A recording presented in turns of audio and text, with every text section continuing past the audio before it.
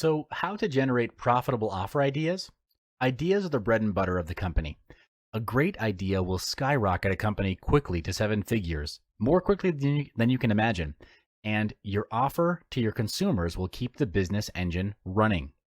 The five most innovative companies in the world, as reported by Forbes, are Amazon, Google, Uber, Apple, and Snap.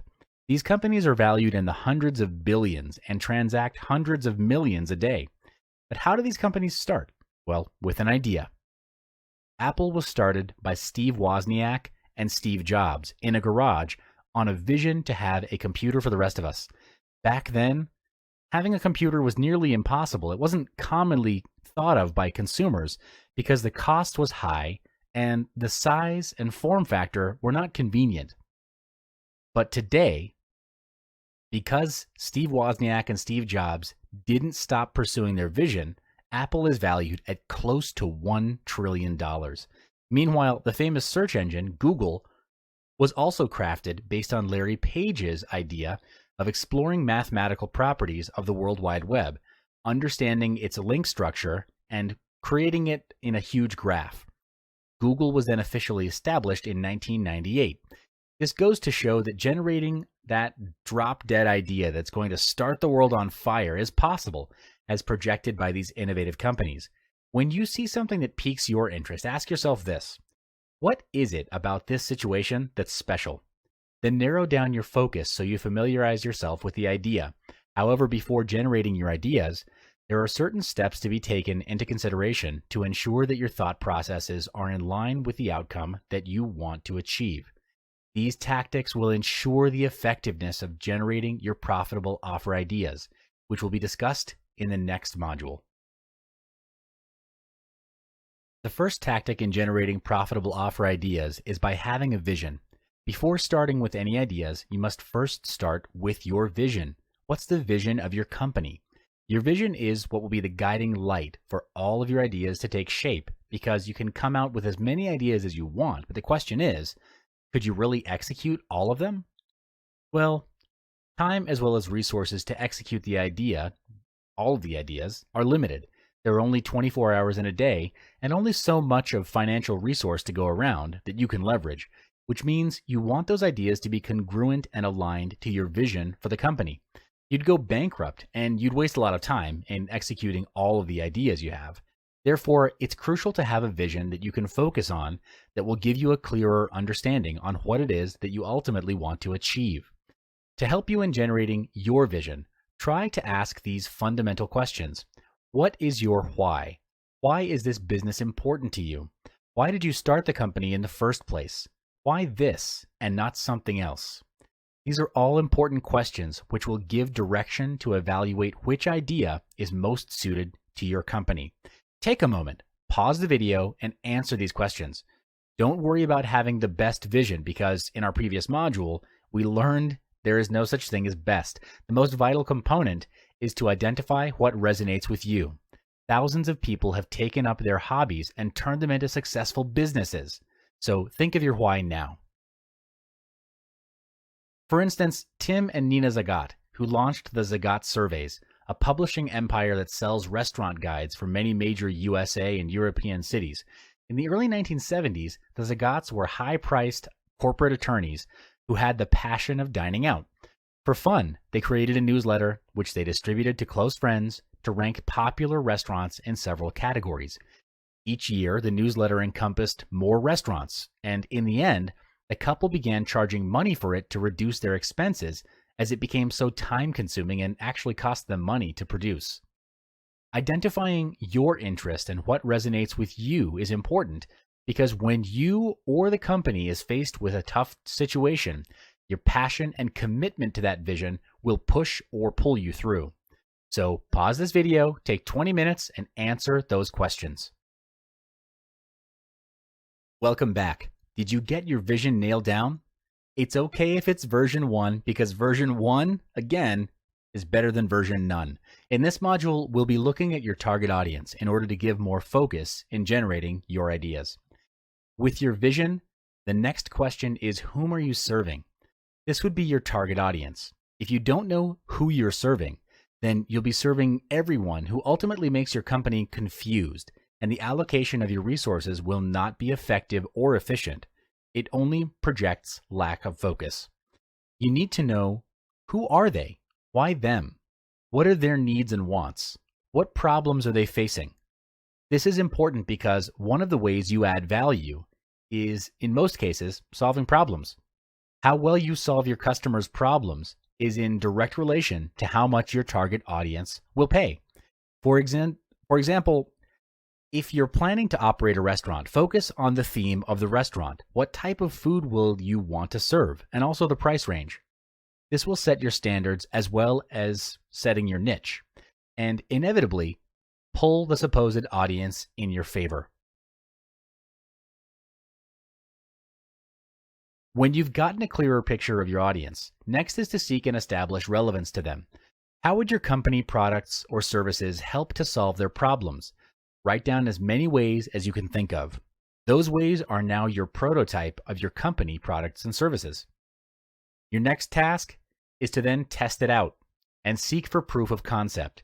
You do this by selecting the one product that would solve the biggest problem of your audience.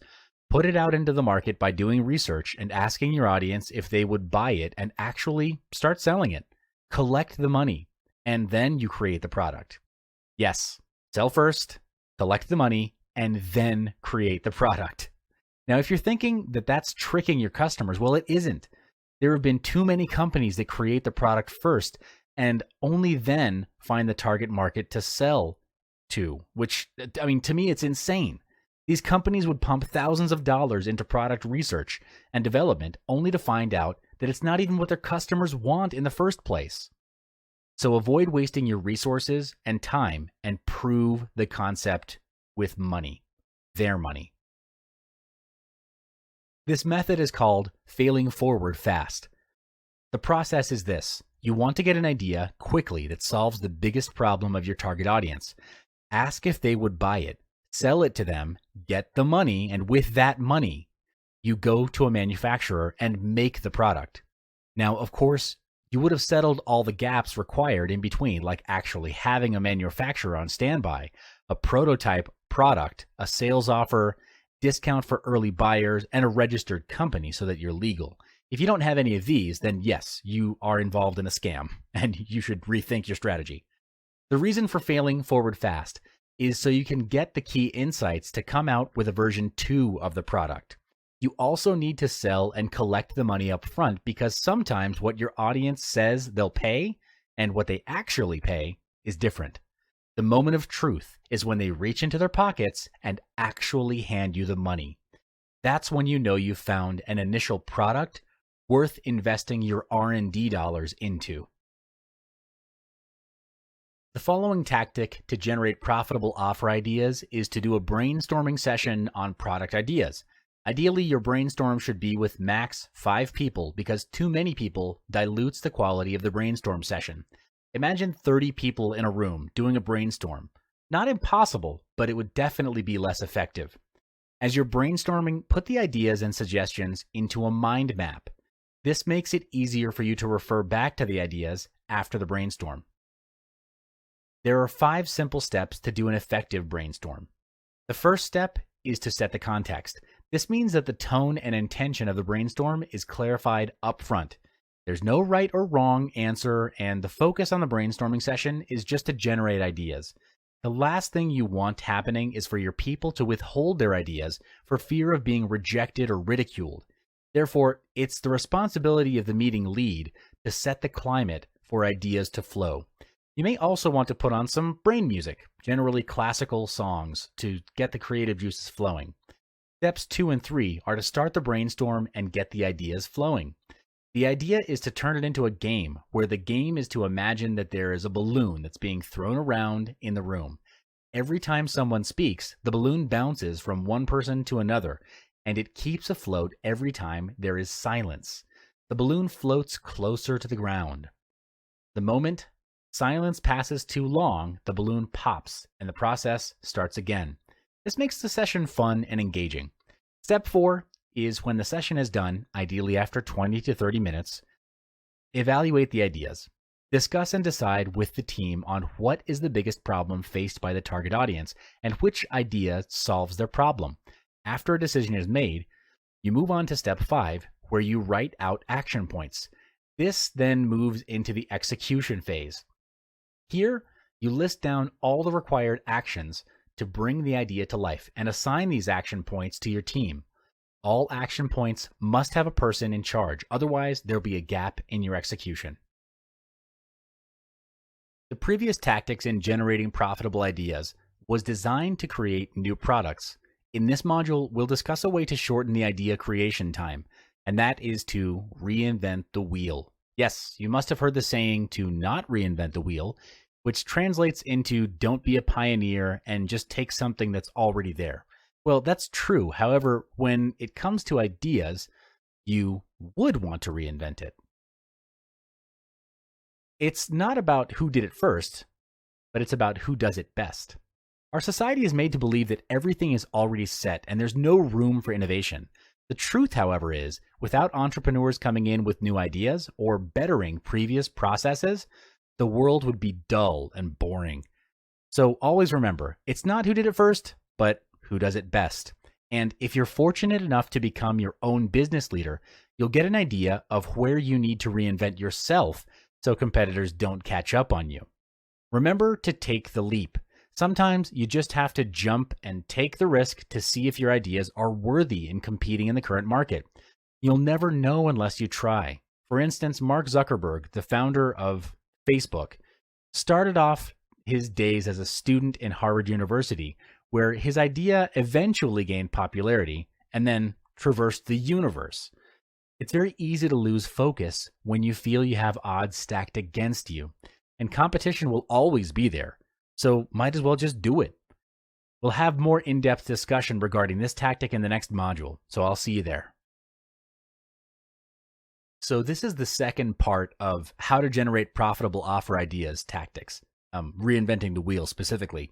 Reinventing in this context means taking an existing idea, stripping it down to its bare components, and then finding its key lever points and making it even better, even faster, and easier. The intention is to question the current ways of solving problems and getting things done. Just because it's always been done this way doesn't mean that this way is the best way. For example, the house rental market has been rather straightforward. You rent a house by entering into a contract with a landlord that decides the duration of rent and cost of rent with other terms and conditions. This has been going on for ages. Then you strip down all the components of this practice, which in this case is the landlord, tenant, rental, terms and conditions, contract, and home. You'll have the individual pieces that you then need to piece it together to create a new picture. So there would be questions like, what if the tenant was the landlord? What if rental was shorter and more affordable? What if I didn't need to book expensive hotels during my holiday? What if I could meet new people along the way? Breaking down these components is exactly what gave birth to Airbnb. If you don't know about it, Airbnb is an online marketplace where people can lease and rent short-term accommodations. This covers a wide range of vacation homes, apartments, homestays, hotels, and hostels. Today, Airbnb is valued at $31 billion. Just amazing. There are many more ways that you can use to generate ideas, but don't get caught up with finding the best way. Just pick one and get it done with. Remember that version 1 is always better than version none.